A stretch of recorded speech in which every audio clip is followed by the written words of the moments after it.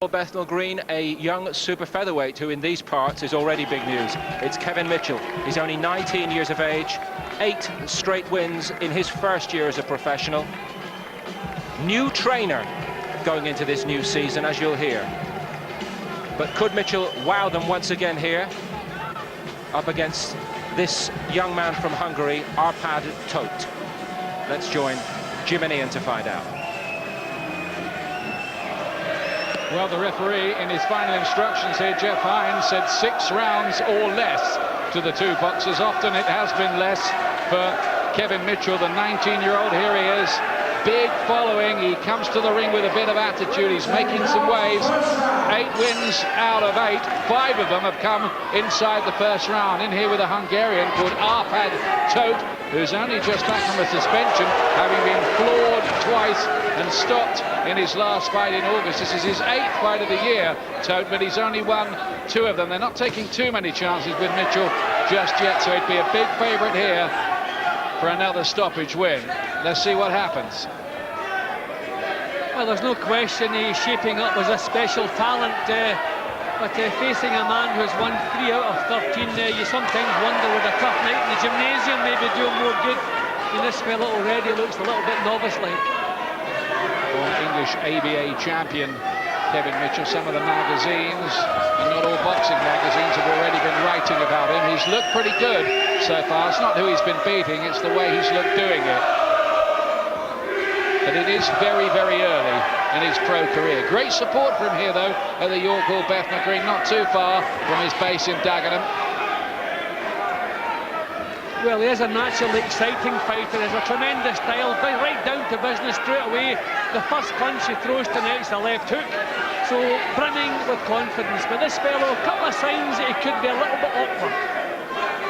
Mitchell has changed trainers. He was with Johnny Eames, now Babatunde Ajayi doing the training. Not quite sure about the reasons for the switch. Maybe Mitchell will tell us. Nice left hook over the top from Mitchell there. He's in with a tall, rangy type here, who, if he uses his jab, I suppose, in theory, could pose a problem or two, but is he good enough? Well, he's holding his hands up nice and high. A couple of good left hooks have got through, but he's partially blocked them, so he hasn't tasted the full power of Mitchell's punches. But as I say, a couple of signs that he's awkward the way he attacks. And that was a good punch. Right up through the middle from Mitchell. Yeah, fast as well. He does put the punches together very, very well. Nice left hook again. That's been effective early on in this fight. Toth is taking these shots, though, at the moment. He hasn't crumbled straight away. But the last one did register on the legs, and you could see the legs taking the shudder there. The last one was a beauty. But he's recovered well, but he's kind of open target now. Taking his time a little more than perhaps early on, very early on in his career. Mitchell just attaining more control, and he's hurt again by one of those shots, and down he goes. Delayed effect, really. Has to take account here, hanging on for grim death. I think Mitchell's going to have to learn to show a bit more restraint. I mean, that looked like 3 punches when he was on the floor. He has a little nasty streak. I think he enjoys displaying that, and it's necessary in the fight game. Well, there's another good punch. That almost lifted him off his feet. He's down again. We'll have to take a second count in the round, and the bell went somewhere amid all that. I don't think Toth's going to last too much longer the way that first round ended. The second that passed, you can see Mitchell getting a little bit closer and a little bit closer, and then towards the last minute, or the last half minute of the round, the punches were really taking effect. You can see the effect down to his legs, shaken up badly, not able to come back with counters. That was a complaint there. I think he was hurt. I don't know if he was expecting a standing count. I don't know, but I mean, these are punches that Mitchell should not have been throwing. A little bit, as I say, a nasty streak, which is necessary in this business. But a little bit of restraint should have been shown there. But the job is half done. We'll see if he can complete that. I think maybe he's complaining of a clash of heads. I didn't spot it. But at this point, Mitchell should have stopped punching. 1, 2, and we didn't see the rest. It nearly lifted him off his feet, that one. Here's the second round. Will we get through 3 minutes of the second round? Black trunks, remember, the teenager Kevin Mitchell And again, he finds that fast left hook, which has worked from the word go tonight.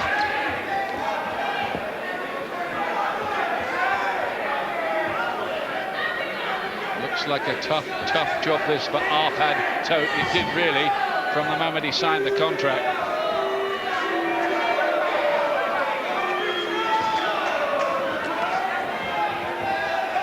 We have had one or two Hungarians in the past who have come here and caused sensations. Laszlo Bogner springs to mind, the man who beat Michael Gomez, Andreas Galfi, who beat Glenn Catley, but I don't think this fella's quite in that kind of league. I think Mitchell's winding the big punches up a little bit too much tonight. He realises he has the power to finish this job with one hit, but I'd rather see him settling down, work out the problems this awkward fella's posing, rather than just trying to blast them out of there. That's a little bit better. Get the jab working, make the openings, don't just swing and hope. Yeah, it won't do him any harm to go a few rounds. Now Again, there's a cracking right hand over the top that time. And then a left hook through the middle. He's in trouble again here, Toth. Uppercut, needs somewhere to hide, and finds it on the canvas for the third time. Yeah, that was a quality attack. He just took his time, found his distance, and then when the big punch landed, they start off the assault, he poured it on. That was good stuff. Has Toth had enough? With a dispirited look, another cracking left hook explodes against his jaw. Surprised he stayed up from that one, because that landed flush. Well, there's certainly nothing wrong with his chin, because those look full-blooded left hooks that he's taken. That one seemed to catch him on the cheekbone, which is maybe the difference of him remaining upright and going over. But he can certainly hold a shot not too badly. Trying to get his own right hand bravely into the contest. He's marked up around the bridge of the nose a bit as well, Toth. But he keeps getting hit by these left hooks. Maybe Mitchell wants just to clean things up a little bit. This fella's having a go when I thought he may have gone into a shell. He's trying to have a go. So Mitchell, he's letting this become just a little bit too messy. He's better than this. Just calm down. Pretty brave, this Hungarian. Down 3 times already, still wants to fight.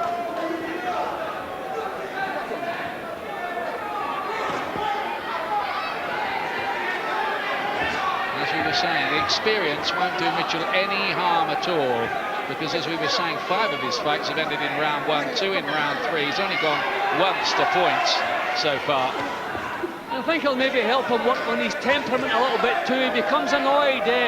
Maybe he thinks by now this fella should be on the floor and staying there, but it's easy sitting here, this business, not so easy when you're in there. And this fellow is posing a couple of awkward problems. Lovely left hand again, and a jab, and a hook, and Toth stood up well to those, although he's getting a bit swollen around the eyes.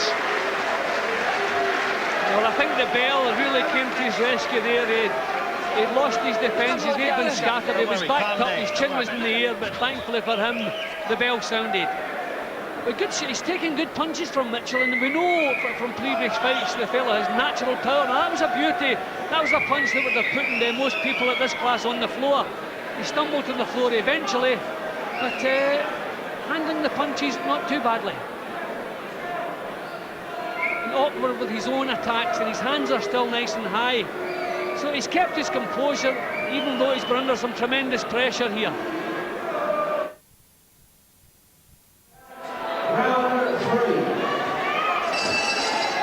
Here's the third round. Some would be surprised that Arpad Toth from Hungary has lasted this long. He's 29, by the way, 10 years older than Mitchell, who of course is virtually an old man himself, alongside Amir Khan, the Olympic star.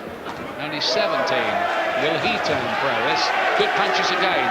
That's good, using his jab now, Ian. That's what you want to do when someone's posing problems. That's it, get the job done with the jab. Again, he's punching on the floor. He's really going to have to think about this. Fights abroad, you're going to see yourself disqualified doing that. Mitchell can't wait to get it finished. He's getting a little talking to here from Jeff Hines, the referee. There's a lot of devil and attitude about him, isn't there? Yeah, he's punching the opponent when he's on the floor. Yeah. He can't be allowed. He's going to have more control. Oh, and another big left hand. Is that the finisher this time? Toth on the canvas again. slow to pick up the count a bit, Jeff Hines there, really. I think the towels have come in. He's thinking about it. And he stopped it anyway. Didn't see the towel. Took his own decision, the referee. Good one. Toth was out of his depth. He was very brave. But Mitchell has another stoppage win. And this time in the 3rd round. So that's 9 wins, 8 inside the distance. It was a bit of a no-risk fight, to be perfectly honest with you. We haven't seen him against anybody half decent yet, but he looks as if he might be a bit special, doesn't he? Yeah, I really feel he is a special talent. But a couple of signs tonight, he must work on his temperament. He can't keep throwing punches when the other man's on the floor because he's becoming a little bit frustrated or annoyed. But the final burst of 3 punches, I mean, that was beautiful. That was beautifully executed and a good piece of refereeing too, I'm glad to say. He's looking over to his corner, hoping the corner would tell him to stay on the floor. But he got back up again. He showed tremendous courage because he was taking full-blooded shots all the way through the fight. But as I say, good referee, get him out of there. And that final burst, that's natural talent, speed, power put together, and that's the result. And Mitchell becomes only the 2nd man to have stopped Toth that quickly. He has been stopped 4 times in his 13 fights, but only one guy's stopped him quicker than that. Still making a few waves, isn't he? Kevin Mitchell. I wonder what happens when they finally unleash him, which will be a way down the road. They don't have to rush him. He's only 19. Yeah, pleased with nice work. Done a few things wrong as usual. But me and the middle trainer have been working on a lot of defence moves, keep him left hand up, and I think it's come off really. I got a bit over myself in the early rounds, started trying to get trigger happy with my left hook. Call him and told me to calm it down, get off on my jab again, and that's what I've done. Why did you move to Takundi Abjai? Why was that from Johnny Eames? Nothing, there's no reason to try, I just needed a different change in my appearance in the ring and that. I thought there's a few things that was going on, but Johnny Eames is a good trainer, and so is the new trainer. Do you believe you've got the best prospect in the country now? Oh, most definitely. You know, but the biggest room is the room for improvement, and we'll go back on Monday morning and we'll be back in the gym continuing to work. Let's bring Frank Maloney straight in. These jobs, all very good, but he's not getting the rounds. Are you going to move him up in class? How quickly? Well, he's getting the rounds in sparring. That's where he counts. It's like the classroom. In here, he's doing what the public wanted him to do. He's finishing off opponents, and that's what the public pay to see. They like to see excitement. They like to see finishes, and you can't get a better finish than that tonight. And, you know, I disagree. He is getting plenty of rounds in sparring. I've watched some good sparring this week with Danny Hunt. There's been so much good sparring down there, so you know you can't compensate that. A lot of the learning is done in the gym. It's not done here in the ring on fight night. It's obviously difficult to match him, but what would the plan be for the rest of the year? Just keep him going, keep him learning. He's a young fighter, and when he's ready, we'll sit down. Frank Warren, myself, Tunde, and Kevin will sit down and decide when to move him up. Danny Williams, are you signing up for the fan club? Oh yeah, you know, for me he's a bad boy fighter. He's an excellent fighter. I believe that he can go all the way. You know, my only criticism, you know, in that fight was that he was loading up a bit too much. But I think that's down to his opposition. Weight-wise, Barry, coming in for this one, he weighed in yesterday, in fact, 9 stone 7 pounds, nearly 9 stone 8 pounds. Is he going to end up being a lightweight? Not long ago, he was a featherweight. Well, he's 19, remember, so I think he will develop into a lightweight, but he should get down and try and stay at super featherweight. That's where he'll be more devastating. But I just want to, I want to sort of pick a bone with Frank Maloney. I don't believe that his training or that his experience is gained all in the gym. Most of your experience is gained in the ring, and I'm sure you'll agree with it, Danny. He needs competitive rounds, fellas firing punches back at him, teaching him to keep his hands up, and he's got to stop hitting guys on the ground or he's going to get himself thrown out.